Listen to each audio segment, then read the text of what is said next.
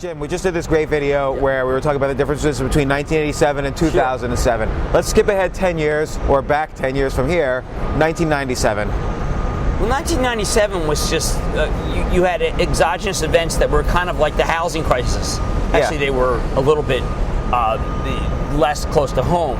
But I remember trying to explain the contagion in a 2-minute and 47-second segment. That's how long my segments were on Good Morning America. And what I finally ended up doing was doing a map and just saying, look, this is an infection over here, and it just spread to us. And I still don't think I conveyed it.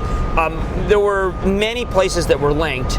And in the end, you just got tremendous buying opportunities, because while there were places that were linked and money that was linked, Russia would be linked, whatever, what really ended up happening was that you got the beginning of the web. It was happening at the same time. So you had just tremendous opportunity in tech because of whatever is happening overseas. Well, that's fascinating, because what did the web really bring us but this hope of infinite growth and earnings potential? What do we have now?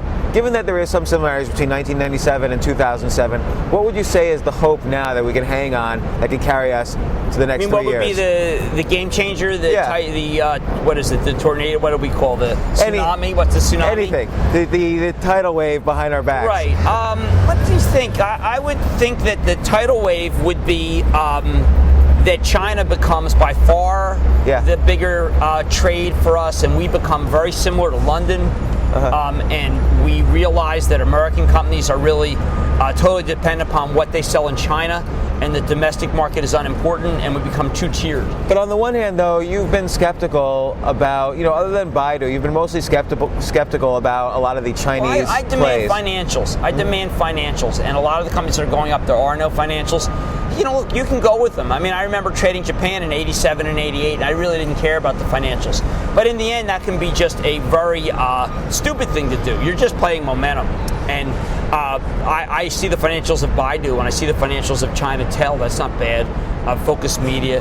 But I demand financials before I invest. Well, maybe there are backdoor ways to play, like G-Market in Korea or Costco. Well, that's what people are doing with Wynn and Las Vegas Sands. I mean, those just go up and up and up because they're China plays. That's all they really are. Yeah, so it is similar in some sense to the dot-com plays, where you're not as worried about the fundamentals because of the future growth. Right. I remember the dot-com period. People forget that the dot-com period went on for a very long time.